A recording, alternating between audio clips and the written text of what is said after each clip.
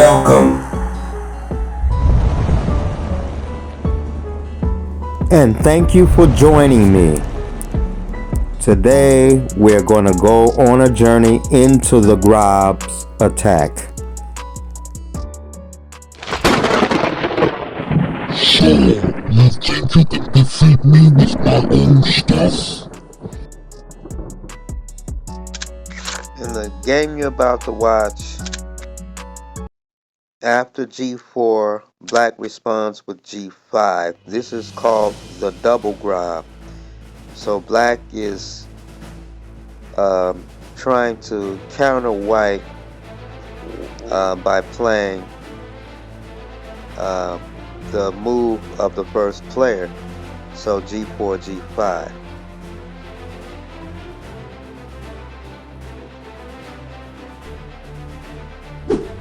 Exploiting dark square weaknesses.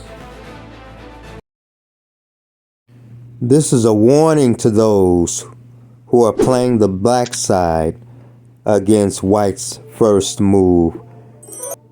It is one of the most underrated chess openings. Now, if Black plays this move, it becomes a fight for the king side. In this continuation, White gets in a rook on the open file and gains space in the center with moves such as d4 and e4. Take a look at the highlighted squares. This is White's avenue of attack on the king side. The bishop along the c1 to h6 diagonal, and the queen, if recaptures or trades on d4, then it's from d4 to h8 attacking the rook. And this proves the point of what masters have been saying all along. It is most likely that players of the black side will be unprepared to play against the Grob. White wins a piece.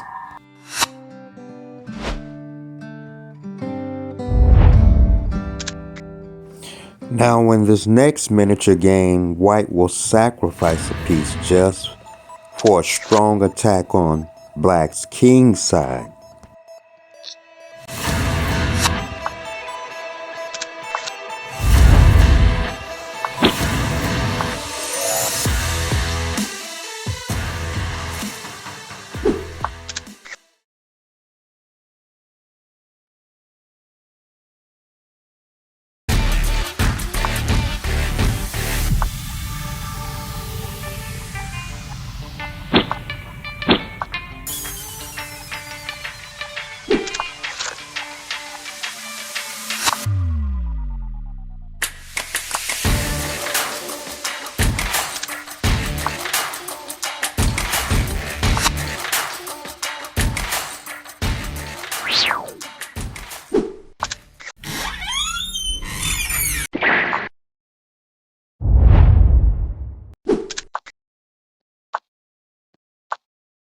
And after queen d2, the pawn on g5 is a target. And now White has a strong attack with ideas such as knight g5 followed by knight c3 to d5, hitting the knight on f6. Additionally, White threatens rook g1 on the open g file.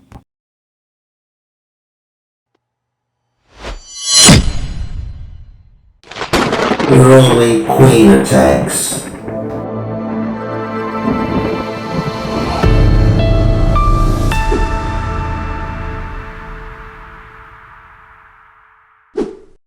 And this is another warning for players who are playing against the Grob, that early queen attacks do not usually succeed.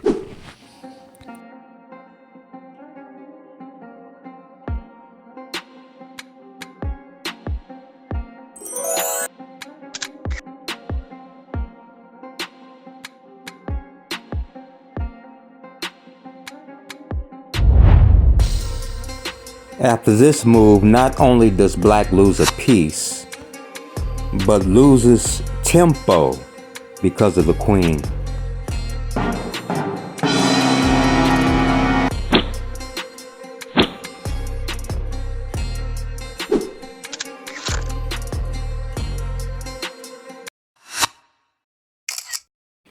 And white continues to develop his pieces.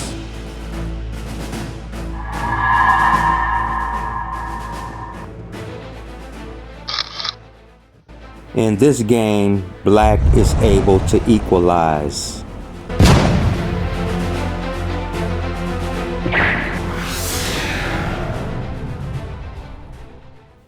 Here we're going to examine positions after the moves that are most often played.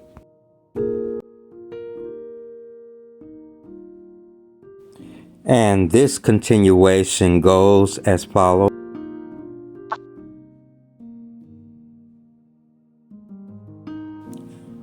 And after d5,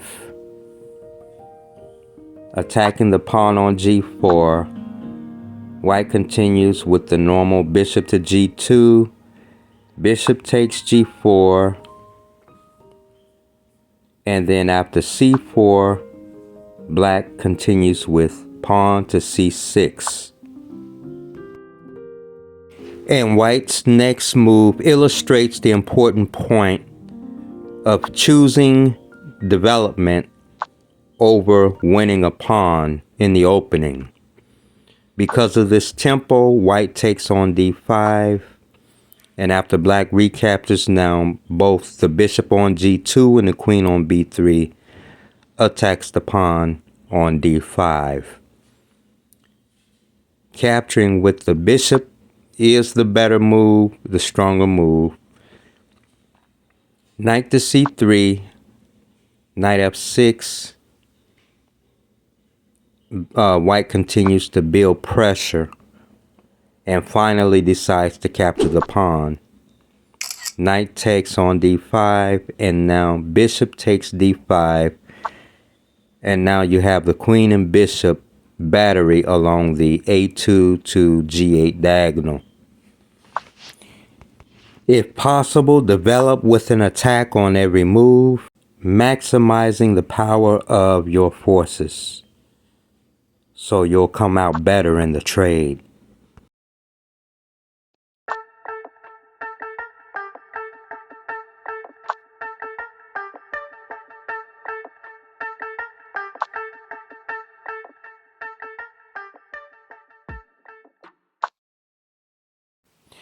And notice here how black's pieces slowly unwind, gaining tempo on the bishop after e6.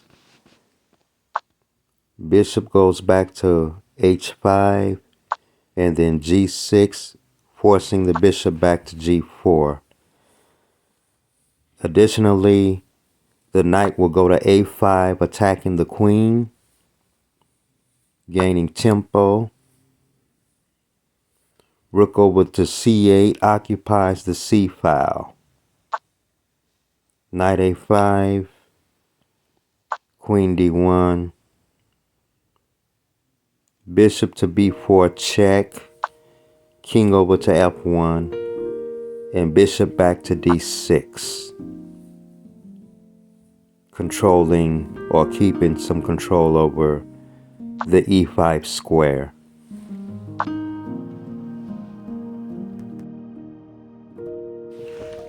Okay, that is all I have for now. Thanks for watching. Please don't forget to like, comment, share, and subscribe. And I encourage you to go over these lines either on your app or on your chessboard. Again, thanks for watching and stay tuned for my next video.